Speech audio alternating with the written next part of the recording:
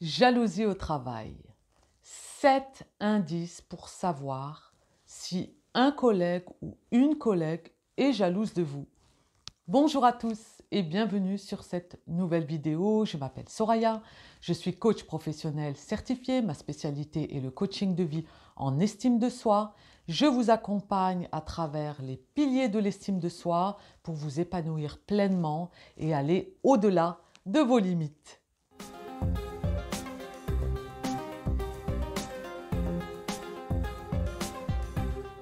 La jalousie au travail, c'est un vaste sujet. J'ai fait une série de vidéos qui traitent de la jalousie que je vous invite à regarder et j'ai eu à travers bien sûr mes coachings et pas que, par rapport à des commentaires suite à des vidéos que j'ai postées sur la jalousie. Donc je voulais un petit peu revoir et faire un petit aperçu sur des situations dans lesquelles vous pouvez vous retrouver dans le domaine professionnel, face au travail. Eh bien, inévitablement, il y a des collègues jaloux ou jalouses. Dans les deux sexes, on peut être confronté à de la jalousie.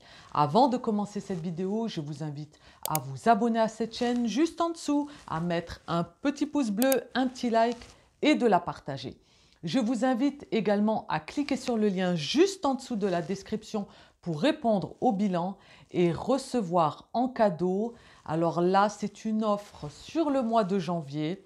Ma dernière vidéo, je n'avais pas précisé. Là, je commence déjà à avoir pas mal de demandes.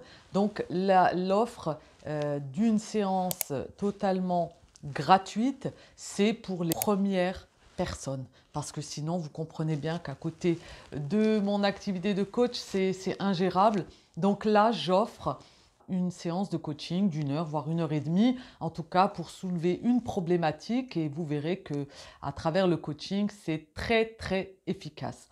Donc voilà, je vous invite, si vous le souhaitez, à répondre juste en dessous de la description. Alors à travers cette vidéo, je vais vous apporter 7 indices pour reconnaître si vous avez un collègue ou une collègue jalouse de vous. En tout cas, vous aurez également une vidéo parce que j'ai eu également des questions dans ce sens. Comment on va réagir face à une personne qui est jalouse? Alors, en aparté, une personne qui est jalouse, malheureusement, c'est une forme de pathologie. C'est par rapport à, bien sûr, c'est lié à l'estime de soi. En tout cas, j'accompagne également des personnes qui ont cette pathologie, du moins qui ne sont pas en tout cas dans le déni. Et je peux vous rassurer, on peut s'en sortir. On a tous, on ne va pas jeter la pierre, on a tous une forme de jalousie, c'est humain, c'est une émotion secondaire et j'accompagne des personnes dans ce sens. Donc là, c'est uniquement également pour se préserver que je fais cette vidéo, des personnes qui, voilà, qui cogitent, qui sont là à se dire « Ah, mais est-ce que cette personne-là, elle m'en veut? Mais pour quelle raison ?» Eh bien, derrière, il faut savoir qu'il y a une pathologie et que ce n'est pas foncièrement des gens méchants, mais ce sont des gens malades qui ont cette pathologie, mais voilà, qui a bon espoir en tout cas de se faire accompagner et de pouvoir en guérir. Le premier indice, du moins, pour reconnaître une personne, un collègue, une collègue jaloux dans votre travail, eh bien, c'est un grand ou une grande comédienne. C'est-à-dire qu'elle va s'allier à vous d'une manière à vous montrer qu'elle est irréprochable, qu'elle peut vous rendre service, qu'elle répond à toutes vos demandes. Elle est là, présente, constamment. Est-ce que tu veux ci? Est-ce que tu veux ça? Tu arrives un peu plus tard. Je peux te couvrir. Enfin, la meilleure amie dans le meilleur des mondes. Eh bien, il faut vous méfier de ces personnes-là. Il faut vous en méfier parce que dès lors où une personne et trop, j'aime bien le dire, ça c'est vraiment, c'est vraiment moi. Quand une personne est trop, il y a un trop de plus. Donc, il faut être vigilant quand la collègue ou le collègue est trop gentil, trop serviable, tout est posé sur un plateau. Ça cache des choses. Forcément, ça cache des choses parce que il n'y a pas de juste milieu en fait, c'est une extrême. Et quand il y a une extrême, c'est pas bon les extrêmes. Donc quand une personne est trop, ben, de l'autre côté, il y a une autre extrême qui peut être très méchante. Voilà, par exemple. En tout cas, il faut se méfier de ces personnes. C'est des grands comédiens. Elles vont bien sûr être là aussi à, bizarrement, ben, on arrive au deuxième indice, eh bien ça va être les rois et les reines de la critique. Elles vont ne pas vous louper. Vous arrivez, supposons, en retard, eh bien elle va pointer, ah ben tu es arrivé en retard. Elle va pointer tout de suite le fait que vous soyez arrivé en retard pour vous affaiblir, pour vous toucher. Parce que comme elle est concentrée que sur vous, elle vous surveille, elle est focus sur vous en fait. Vous êtes sa source d'inspiration, hein. Donc elle est tout le temps derrière vous. Quand je dis elle est, c'est la personne, hein. Ce n'est pas une personne au féminin, c'est la personne. Donc cette personne-là est focalisée sur vous. Donc les critiques, ça y va. Ensuite, si bien sûr vous faites une erreur, parce qu'on n'est pas à l'abri d'une erreur, hein, l'erreur est humaine, hein, on n'est pas des machines. Donc elle ne vous loupera pas du genre « Ah regarde, tu t'es trompé sur tel point ». En fait, elle va vraiment toujours essayer de vous déstabiliser. Donc j'ai eu d'ailleurs dans un de mes coachings où j'avais une jeune fille qui travaillait dans une boutique. Donc elle était avec 5 collègues femmes. Et la pauvre, bien évidemment, elle était exclue, elle était mise de côté. Pour quelle raison? Ben, elle ne comprenait pas. Ben, tout simplement, c'est que cette personne-là, cette jeune fille-là, en l'occurrence, avait une telle énergie, elle rayonnait, elle était tellement agréable, les clients la demandaient. Parfois même quand une des collègues arrivait, eh bien on voulait parler à cette jeune fille-là. Donc, eh bien, finalement, ça suscitait de la jalousie, qu'on le veuille ou non. Et ces collègues-là ben, se sont ralliés ensemble et ont fait d'elle un peu le bouc émissaire. Et du coup, elle était complètement déstabilisée. Donc, on a travaillé sur, bien sûr, hein, de toute façon, quand on est déstabilisé, que ce soit le jaloux ou la jalousée, à un moment donné, s'il y a un déséquilibre, si on ne sait pas trop faire face, c'est qu'il y a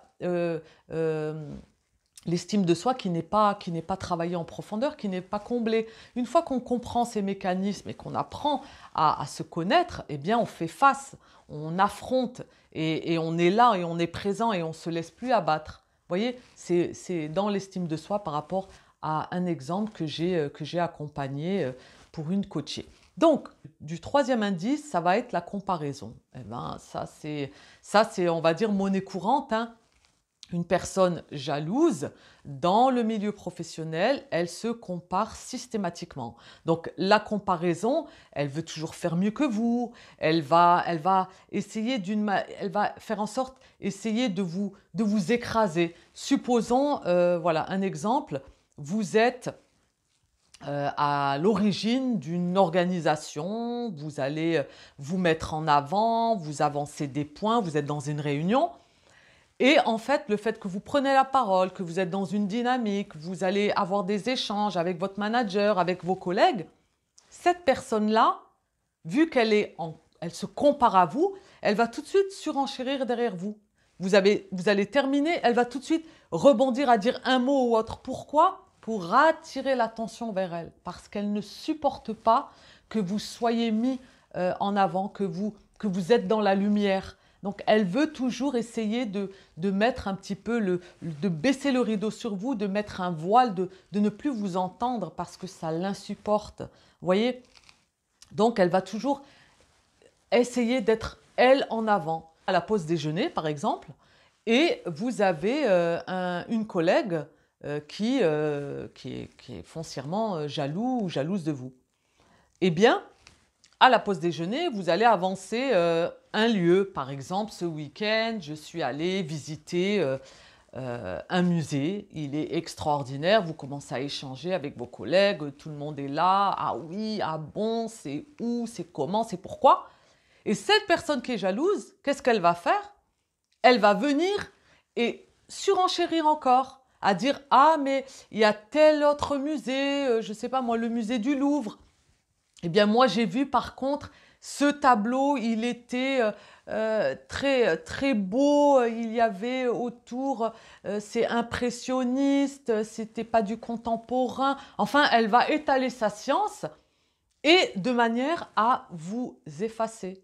Vous voyez, elle va en fait toujours se comparer à vous parce que ça l'insupporte en fait. Elle ne supporte pas que vous, en fait, votre présence, votre manière d'être, votre rayonnement, j'aime à dire, on rayonne quand on...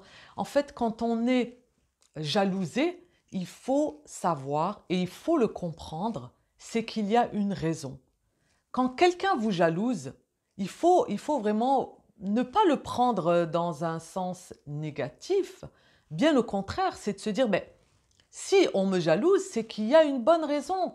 C'est que je dois avoir des qualités, des valeurs qui interpellent autour de moi et ça suscite de la jalousie. Donc, plutôt que de me laisser abattre et me renfermer sur soi et me sentir faible, je vais en faire une force. Je reviendrai sur ce point par rapport à cet exemple-là. Ensuite, au niveau du quatrième indice, eh bien, ça rejoint la comparaison, mais c'est la compétition. Donc, cette personne-là, de toute façon, dans le domaine professionnel, la compétition est un fléau. Je ne parle pas de la compétition collective. On peut avoir des compétitions dans des structures où on a un objectif en commun et il y a de la bienveillance. Je ne parle pas de cette compétition. Je parle de la compétition que l'on puisse avoir avec un collègue. Il a atteint des objectifs, il a fait du chiffre, je veux être mieux que lui. Ça va, en fait, la personne jalouse va rentrer dans des émotions de colère, de haine, de la méchanceté.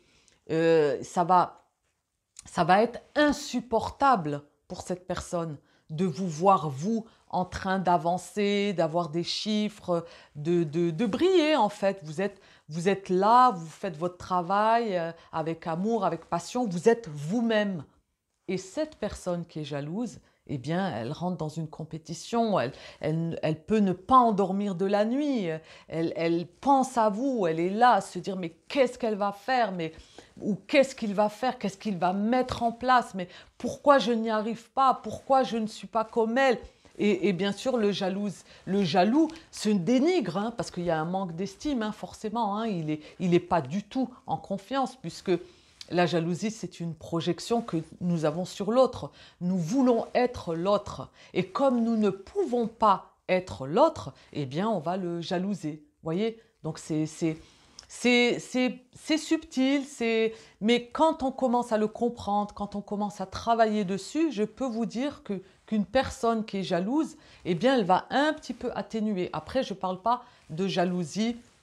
Il y a différents degrés de jalousie, bien évidemment, mais là, je ne parle pas de la jalousie délirante ou quand on rentre dans des paranoïas où ça devient une pathologie profonde. Et là, il faut un accompagnement bien profond autour voilà, de psychiatre ou autre. Là, je parle de la jalousie au travail. Bien sûr, il y a des choses qu'on peut travailler. En tout cas, quand on travaille sur son estime, je peux vous dire qu'après, c'est limite.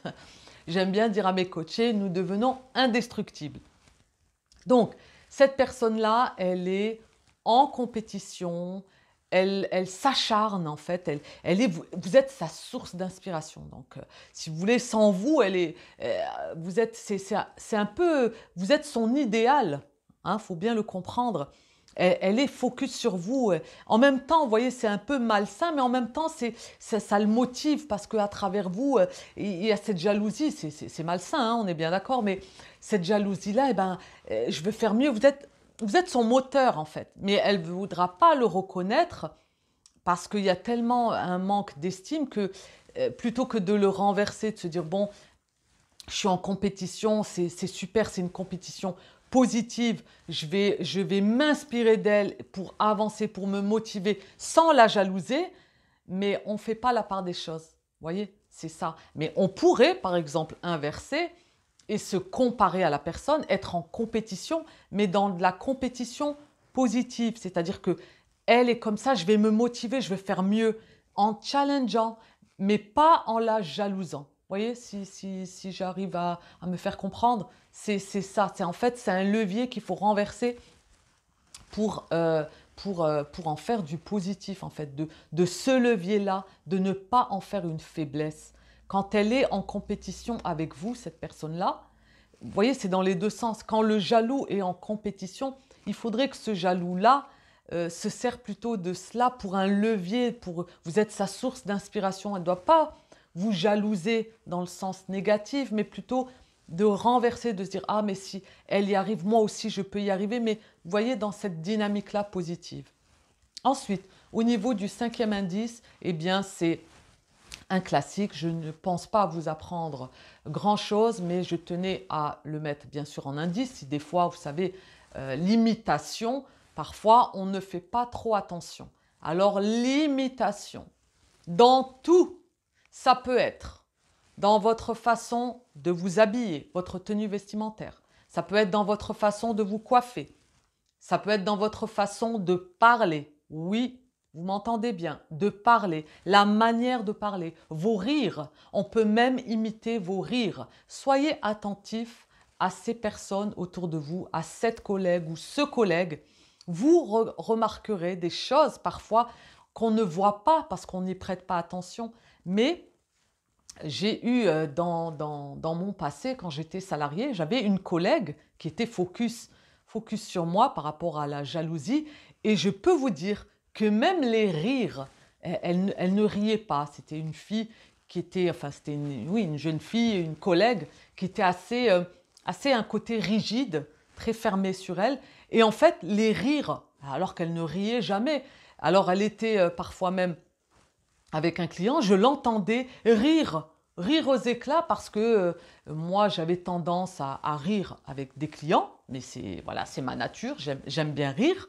Eh bien, elle ne pouvait pas s'empêcher de le faire, mais en plus quand j'étais près d'elle pour vraiment me montrer, regarde, moi aussi je ris, je suis bien dans ma peau. Vous voyez, ça m'a fait sourire parce que foncièrement, elle n'était pas comme ça, c'était pas dans sa nature. Donc, vous voyez, c'est un exemple d'imitation, comme quoi on peut aller loin dans l'imitation.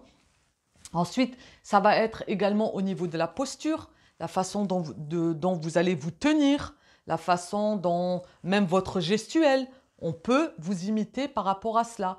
Donc, ça va être également par rapport à votre travail. Vous avez une manière de travailler, vous avez tendance à, je ne sais pas, admettons dans votre bureau, vous avez une manière de rédiger un compte-rendu, un tableau de bord, eh bien cette personne-là va vous imiter, elle va faire la même chose que vous. Vous prenez par exemple un cahier sur lequel vous notez par exemple toutes vos petites notes, des choses que vous ne voulez pas oublier. Elle avait ou il avait des post-it, et bien du jour au lendemain, elle prend un cahier comme vous. Bon, vous me direz, c'est d'imitation. Si ça reste une imitation, on va dire, bienveillante, on copie, on s'inspire, mais il n'y a pas de jalousie derrière, là, il n'y a aucun problème. Mais quand on accumule ces différents indices, on se rend compte, bien évidemment, que la personne a un problème pathologique et qu'elle est vraiment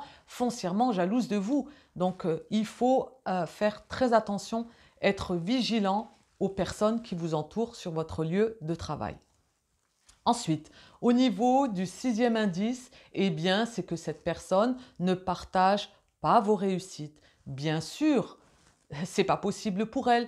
C'est tellement insupportable de vous voir heureuse, de vous voir vous briller, encore une fois. Vous avez, supposons, une promotion. Votre manager va dire des éloges à votre sujet. Vous êtes en réunion, votre manager va vous féliciter par rapport à un projet avec un objectif que vous avez atteint. Cette personne-là ne partagera pas avec vous cette réussite. Vous aurez d'autres collègues bienveillants qui viendront vous voir, qui vous féliciteront, même leur présence, leur sourire est sincère. Cette personne-là, comme elle est une grande comédienne, elle jouera le rôle. Elle ne partagera pas avec vous la réussite, elle vous évitera. Ou alors brièvement, elle vous dira ah, c'est super, mais même avec au niveau de son visage, vous verrez que c'est très crispé, que c'est pas sincère. Donc, soyez vigilants avec les personnes qui peuvent vous jalouser sur votre lieu de travail. Donc, c'est courant en tout cas que les jaloux ne partagent pas les réussites de ses collaborateurs. Par contre, si vous avez un avertissement, un blâme ou autre, c'est la première qui viendra vous voir, hein, toujours la personne, c'est la première qui viendra vous voir dans votre bureau, ou en tout cas là où vous vous trouverez pour vous dire « Ah, tu as vu, tu as eu un avertissement, ah, tu as vu, tu as eu un blâme ». Alors là, je peux vous dire que c'est elle qui sera la première. Soyez attentifs. Si vous avez une petite gourde, une petite erreur qui s'est passée sur votre lieu de travail, qu'on vous a reprise pour X raisons, eh bien, sachez que la personne qui viendra vous voir et qui vous dira « Ah, tu as vu, tu as eu ça » ou autre, sachez que cette personne-là, elle vous a dans le collimateur et qu'elle est foncièrement jalouse de vous. Parce que là, elle est bien présente. Mais pour vos réussites, elle ne viendra surtout pas vous féliciter.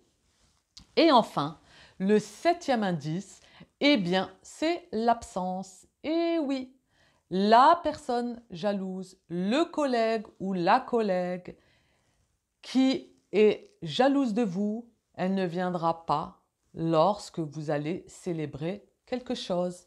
Supposons, donc c'est l'absence. Supposons que vous organisez la fête de Noël. D'accord? Vous êtes nommé pour organiser cette fête. Donc, vous allez tout mettre en place, organisation du restaurant, le trajet, etc. On vous sollicite, on vous demande, les collègues, vous êtes dans la joie, la bonne humeur, vous êtes spontané, vous êtes pleine d'idées, vous êtes dans la créativité. Eh bien, le jour J, cette personne-là n'est pas là, elle sera absente. Pour quelle raison? Elle vous trouvera bien évidemment une excuse bateau, du genre j'étais malade, mon fils, ma fille, ma mère, mon père, ma voisine, voilà, je n'ai pas pu venir. Donc, sachez que c'est parce qu'elle est tellement focus sur vous, elle ne vous supporte pas quand vous êtes mis en avant. Donc, comme c'est vous qui avez organisé cette fête de Noël, ça l'insupporte. Elle ne peut pas supporter de venir et de rester, d'être présente et de faire acte de présence et de faire semblant. Parce qu'on fait semblant un moment, mais après tenir une soirée à faire semblant, c'est fatigant. Donc vous comprenez bien qu'elle préfère s'absenter et ne surtout pas voir ces belles choses que vous dégagez. Vous voyez, il faut vraiment garder à l'esprit que la jalousie peut amener très loin. Il y a des crimes, il y a des choses horribles qu'on peut faire au nom de la jalousie. Et voyez, c'est des exemples-là à travers des indices dans le domaine professionnel, mais dans la vie personnelle, il y en a également plein d'autres. En tout cas, il faut être vigilant, il faut faire très attention à ces personnes et les orienter vers des thérapeutes, du coaching, des psychologues, psychiatres ou autres, tout dépend de la dimension de cette jalousie. Et pour vous rappeler que les personnes qui sont jalouses, eh bien c'est tellement insupportable de vous voir vous dans votre bienveillance, dans votre sincérité, parce qu'on est sincère et à travers cela, les personnes en face finalement ne supportent pas et je dirais même que si ces personnes-là ne sont pas, finalement ne vous aiment pas parce que c'est qu'il y a de la jalousie derrière, bien sûr c'est une pathologie, mais c'est qu'elles ne vous estiment pas plus que ça. Donc à un moment donné, il faut prendre les distances et les garder de loin et vraiment couper court. Donc j'espère que cette vidéo vous aura apporté des éclaircissements par rapport à la jalousie dans le domaine du travail. En tout cas, pour ma part, c'est toujours un plaisir de partager avec vous mon expertise à travers mes coachings, ma vie privée. Je suis ravie vraiment de partager tout ça avec vous. Je vous remercie d'avoir suivi cette vidéo. Je vous invite à vous abonner à cette chaîne juste en dessous si ce n'est pas encore fait, à mettre un petit pouce bleu, un petit like et de la partager. N'hésitez pas à répondre au bilan juste en dessous pour profiter tout le mois de janvier des premiers coachings gratuits. Je vous dis à très vite pour de prochaines aventures en vidéo et n'oubliez pas que la clé est en vous. Bye!